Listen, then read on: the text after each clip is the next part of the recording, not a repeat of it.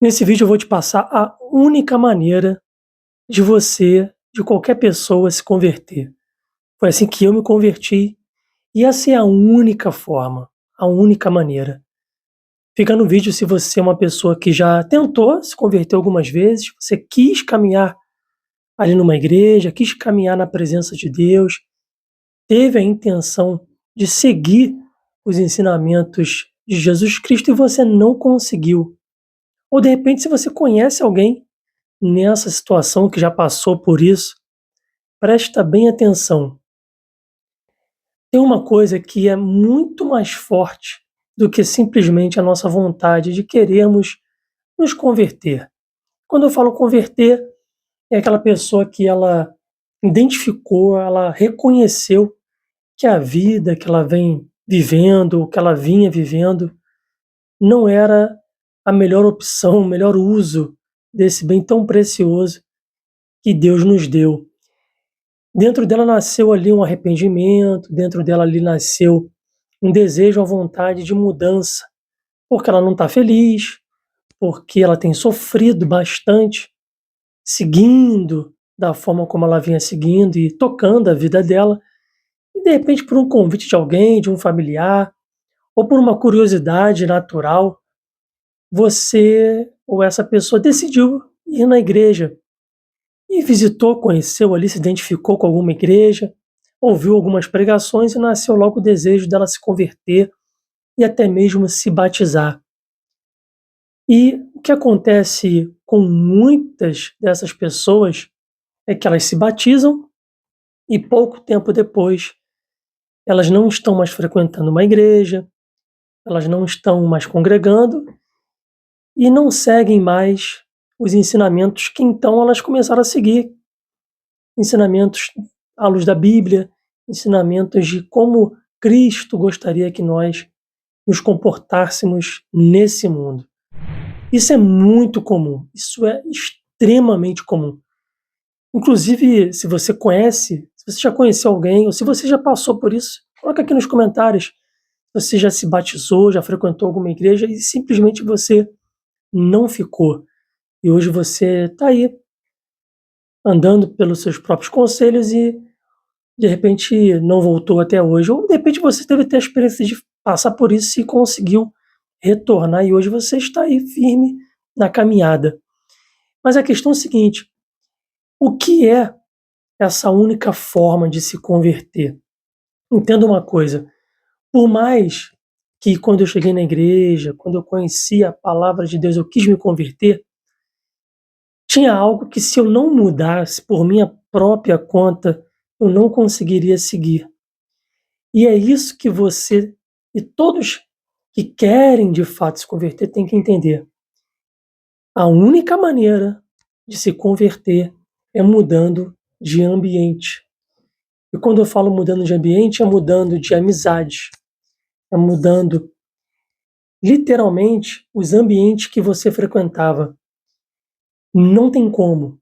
O ambiente sempre nos vence. Não tem como lutar contra o ambiente. Tem uma passagem na Bíblia que eu não lembro agora quem foi que disse, não sei se foi Paulo, não lembro agora quem foi, e falou que ele fugia da aparência do mal. E tem ambientes que nós frequentamos que ali você identifica que não é só aparência, que é um ambiente mal para você. Se você começa a caminhar na fé em Cristo, tem ambientes que você rapidamente você identifica que faz mal para a sua fé.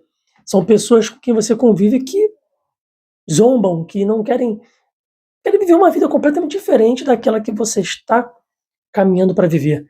Não tem como você conseguir se converter de fato, firmar os seus pés na presença ali de Deus, seguir o seu caminho, se você não mudar o ambiente. É assim tudo na nossa vida.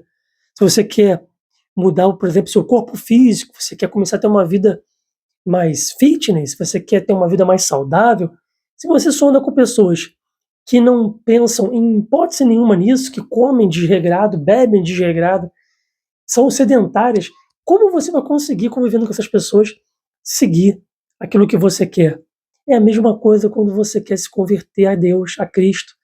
Você precisa mudar os ambientes. Esse é um erro muito grave.